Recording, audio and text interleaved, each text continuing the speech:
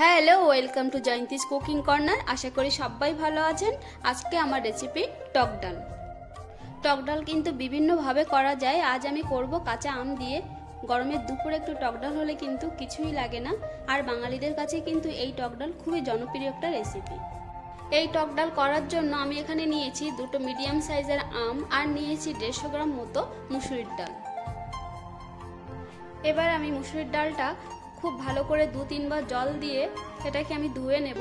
যতক্ষণ দেখবেন ডাল দিয়ে সাদা জল বেরোচ্ছে ততক্ষণ কিন্তু ডালটা ধুতে হবে। আমি ডালটা 2-3 বার জল দিয়ে ভালো করে ধুয়ে নিয়েছি। এবার আমি কিছুক্ষণ এটাকে ভিজিয়ে রাখবো। ডাল ভিজিয়ে রাখলে তাড়াতাড়ি সিদ্ধ হয়ে যায়। ততক্ষণে আমি আমটা কেটে নেব।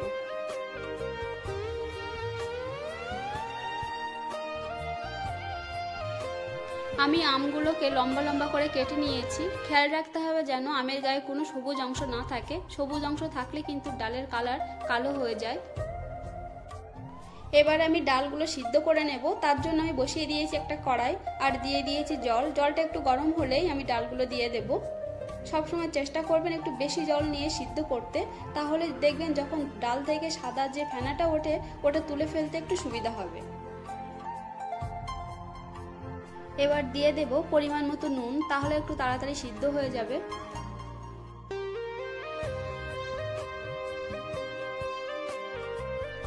ডালের এই সাদা ফেনাটা সবসময় ভালোভাবে তুলে ফেলার চেষ্টা করবেন। এই ডালের ফেনা কিন্তু ডালের স্বাদটাকে নষ্ট করে দেয়। যে কোনো ডাল করার সময় কিন্তু এই ফেনাটা তুলে ফেলতে হবে, তাহলে দেখবেন ডালের স্বাদটা খুব ভালো আসবে। এই পর্যায়ে এবার দিয়ে দেব হাফ চা চামচ মতো হলুদ। এই সময় হলুদ দিলে কিন্তু ডালের কালারটা ভালো আসবে। আমার ডালটা মোটামুটি সিদ্ধ কিন্তু হয়ে গেছে। এবার আমি এটাকে ভালোভাবে ঘেটে নেব।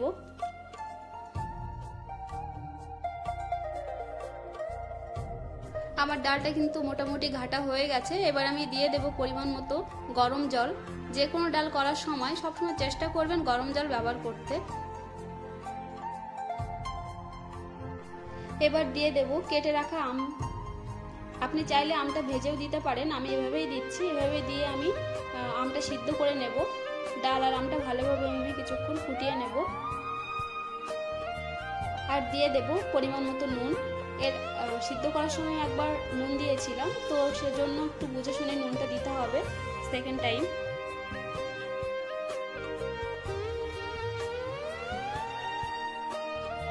আম দেওয়ার পরে দেখবেন আবার এরকম কালো কালো ফেনা উঠছে একটু, ওটা চেষ্টা করবেন ফেলে দেওয়ার। আমার আমগুলো কিন্তু মোটামুটি এখানে সিদ্ধ হয়ে গেছে। এবার আমি এটাকে ফোড়ন দিয়ে দেব।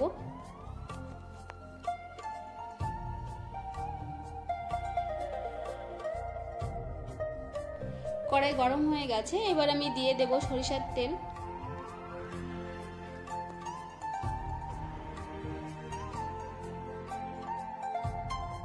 তেল গরম হয়ে গেলে আমি দিয়ে দেব দুটো তেজপাতা। আপনারা চাইলে এখানে তেজপাতাটা নাও দিতে পারেন। আর দিয়ে দেব দুটো শুকনো লঙ্কা। আর দেব 1 চা চামচ মতো কালো সরিষা।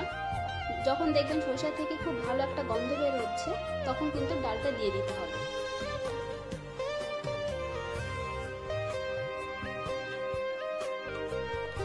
এভাবে আমি ডালটা আরও 10 মিনিট মতো ফুটিয়ে নেব। ডাল যত ভালো করে ফুটানো হয় ততই কিন্তু ডালের স্বাদটা বেড়ে যায়। আমার ডাল মোটামুটি হয়ে গেছে। এবার আমি নামিয়ে নেব।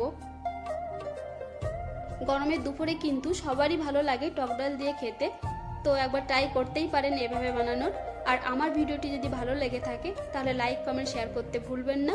আর যারা নতুন দেখছেন তারা অবশ্যই আমার চ্যানেলটিকে সাবস্ক্রাইব করে দেবেন। আবার কথা হবে অন্য কোনো ভিডিওতে অন্য কোনো নিউ রেসিপি নিয়ে। ভালো থাকবেন, সুস্থ থাকবেন।